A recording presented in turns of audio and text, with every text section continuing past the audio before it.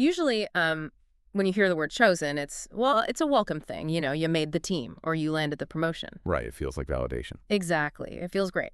But welcome to today's deep dive, where being chosen actually comes with a massive warning label. So today is Saturday, May 9th, 2026. It's the 5th week of Eastertide. And we are looking at a passage from the Gospel of John, right?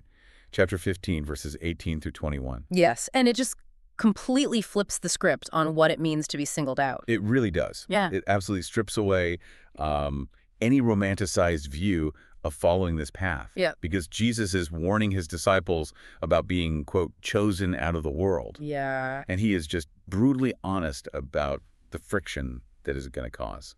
Well, the verbatim phrase that really stands out to me is, if you were of the world would love you as its own. Yeah, that is a really sharp binary. It is. And if we look at the world not as like a physical planet, but as an operating system, it makes total sense because the world's default OS runs on status, right?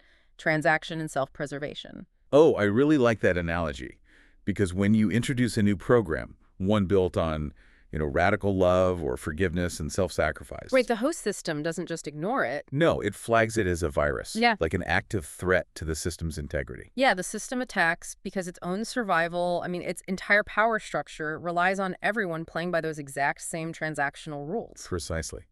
And that explains the mechanism behind the rejection. Like, it's not just a polite disagreement. No, not at all. Radical goodness actually holds up a mirror to the world's selfishness. So it becomes this active threat to the ego. Yes. And that's exactly why Jesus tells them the hatred happens simply because you are not of the world. Right. You're running a different code. So the system is trying to quarantine or delete you just to protect itself. But here's where I really have to wonder about the application for you, the listener. Because, there is a very fine line between facing righteous opposition and just being alienated because you're acting self-righteous. Oh, absolutely. That is a very real trap. So how does this text differentiate between the world hating you for God's sake versus the world hating you because you're just being, obnoxious? That is a crucial distinction to make. And honestly, it's one we get wrong a lot. Oh, for sure. We love to play the victim. Right. But the text actually anchors the opposition entirely in the character of Christ. How so? What does that look like practically? Well, Jesus says a servant is not greater than his master.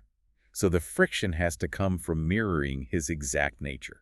Okay. His humility, his specific brand of disruptive love. It's not about winning arguments. So if you're facing pushback because of your own ego or aggression on social media, that's not persecution. Right, exactly. That is just the world reacting to you playing its own game poorly. Wow, that makes a lot of sense. And if this friction is inevitable because of those clashing values, you can see why he immediately lowers their expectations for a comfortable life. He really does. He's essentially saying, look at how the world treated me. Do not expect a warmer welcome. And he goes a step further to diagnose the root of that treatment, too.